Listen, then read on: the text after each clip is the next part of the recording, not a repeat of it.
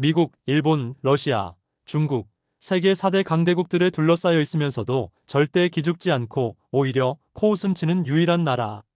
제품 매뉴얼을 전혀 보지 않으면서도 최신 전자제품을 귀신같이 빠르고 정확하게 활용하는 정말 특이한 나라. 평소에는 모래알같이 흩어지다가도 위기가 닥치면 단결력이 10만 배 상승하는 경이로운 회복 탄력성을 가진 나라. 모두 바로 한국을 표현하는 말들인데요. 한국을 세계에서 가장 독특하고 이상한 나라라고 표현하는 베테랑 외신 기자가 있습니다. 지금부터 그가 30년간 바라본 한국에 대해 기고한 내용을 들어보겠습니다. 시작하기 전에 구독과 좋아요는 이미 누르셨죠? 감사합니다. 그럼 그의 이야기 속으로 들어가 보겠습니다. 안녕하세요. 저는 마이클 브린입니다. 30년간 워싱턴 타임즈, 영국 가디언, 더 타임스의 서울 특파원으로 일하며 한국을 관찰해왔죠. 오늘은 제가 경험한 가장 특별한 나라, 한국과 한국인에 대해 이야기하고 싶습니다. 한국인들은 세계에서 가장 이해하기 어려운 민족입니다. 하지만 동시에 가장 매력적인 민족이기도 하죠. 제가 처음 한국에 왔을 때만 해도 이렇게 오랫동안 한국에 머물게 될 줄은 몰랐습니다. 그저 평범한 특파원의 임무로 시작했던 것이 어느새 제 인생의 가장 큰 부분이 되어버렸죠. 한국인들에게는 분명 단점이 있습니다. 너무 성급하고 사회 곳곳에 부패가 있으며 당파성이 심한 것도 사실입니다. 하지만 이상하게도 이런 단점들이 한국을 더욱 강하게 만드는 것 같았습니다.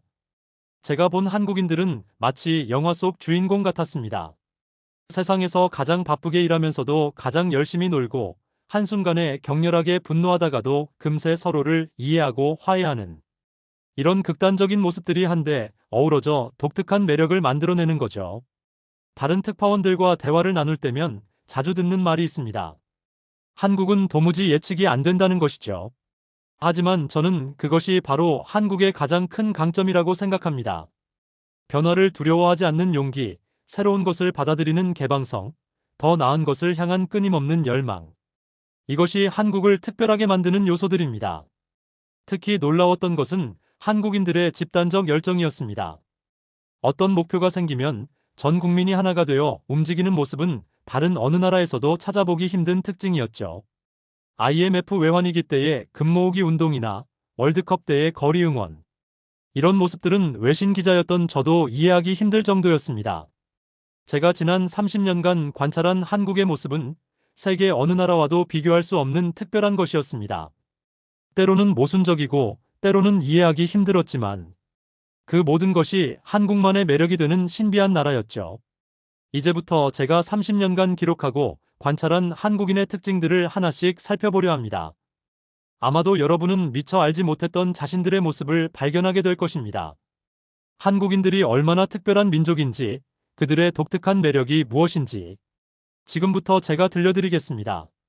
첫 번째로 말씀드릴 것은 숫자로 보는 한국인의 특별함입니다.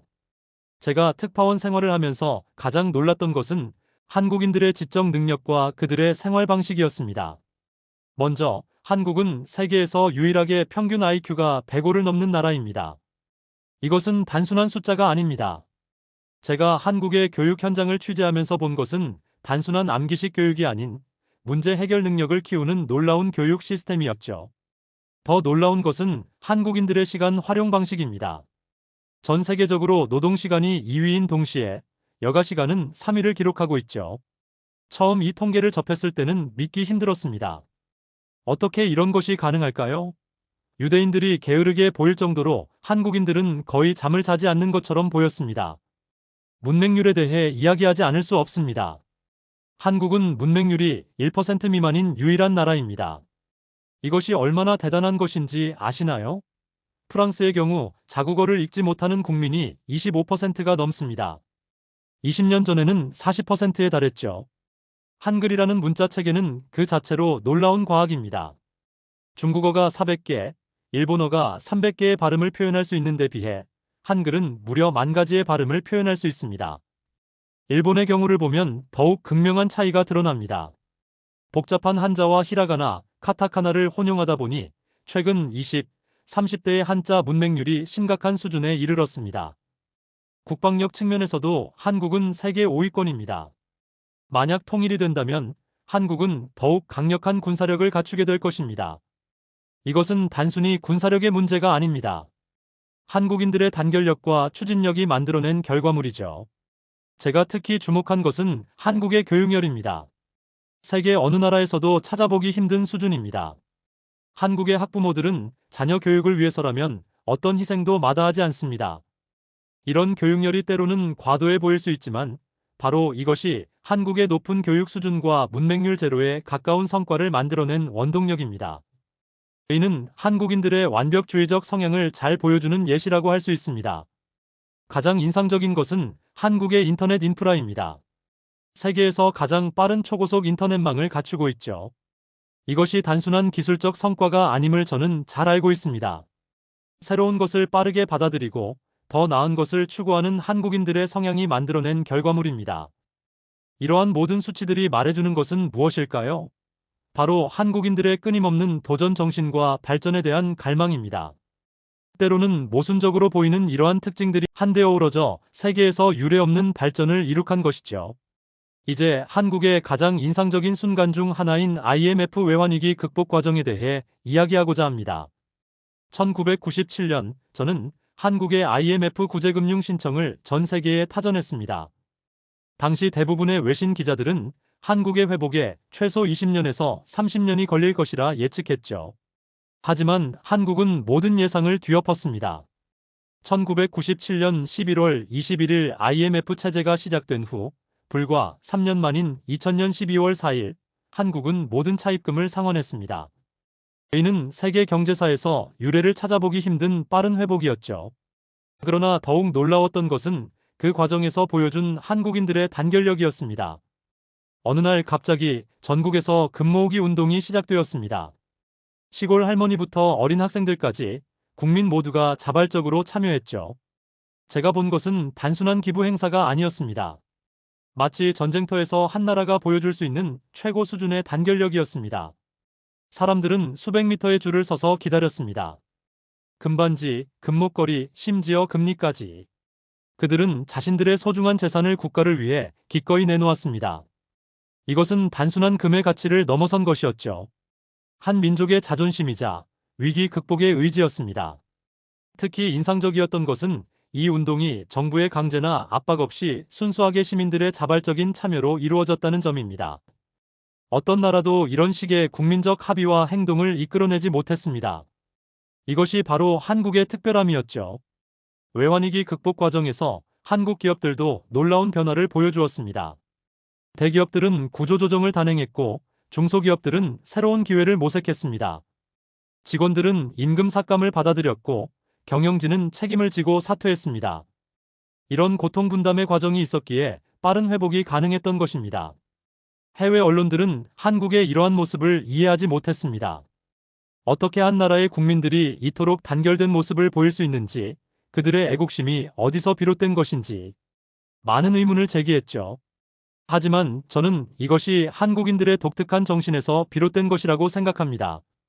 한국인들은 위기 속에서 더 강해지는 민족입니다. 외환위기라는 국가적 위기 상황에서 그들은 개인의 이익보다 국가의 이익을 우선시했습니다. 이것은 단순한 애국심이 아닌 공동체에 대한 깊은 책임감이었죠. 이러한 경험은 한국을 더욱 강하게 만들었습니다.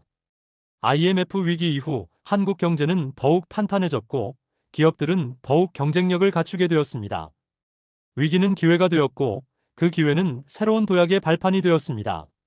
오늘날 한국이 세계 경제 강국으로 성장할 수 있었던 것은 바로 이런 위기 극복의 경험이 있었기 때문입니다.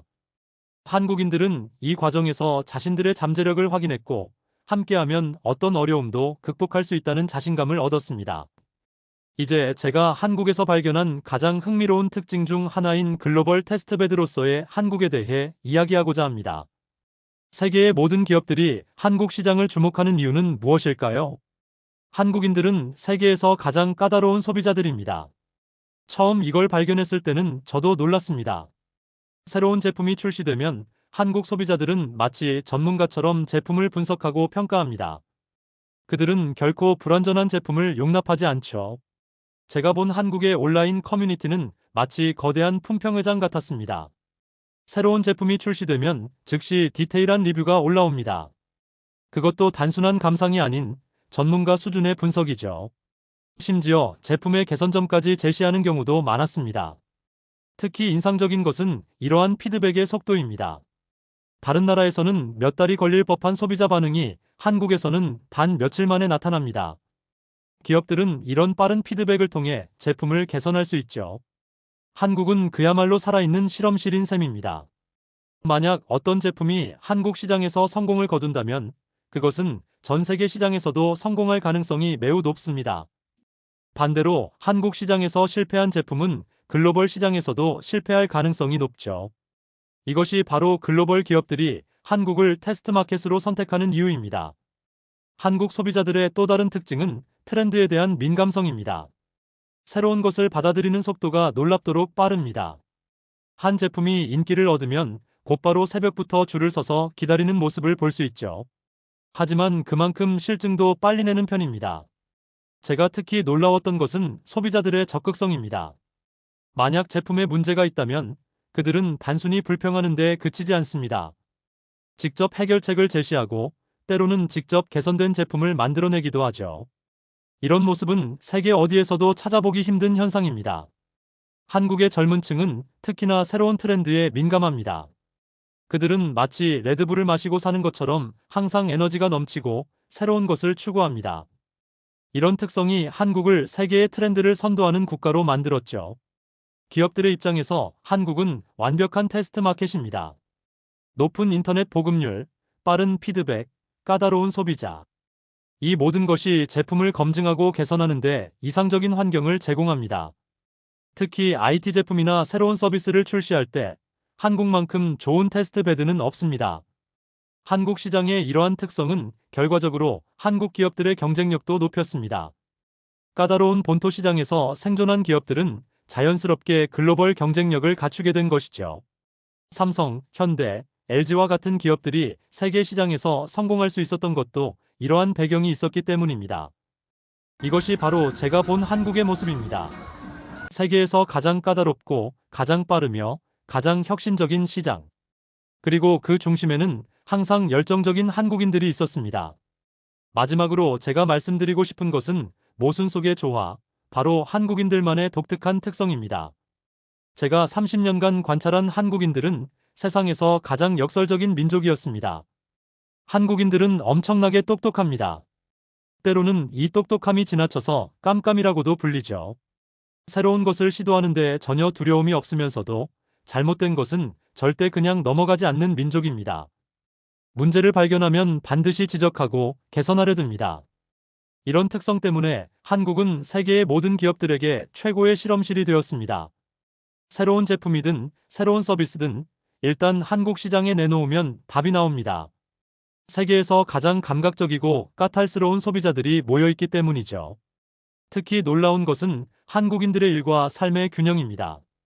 세계에서 가장 많이 일하는 동시에 가장 열심히 노는 민족이죠. 이것은 모순된 것처럼 보이지만 한국인들은 일을 자연스럽게 해냅니다. 그들에게 있어 열심히 일하는 것과 열심히 노는 것은 동전의 양면과 같습니다.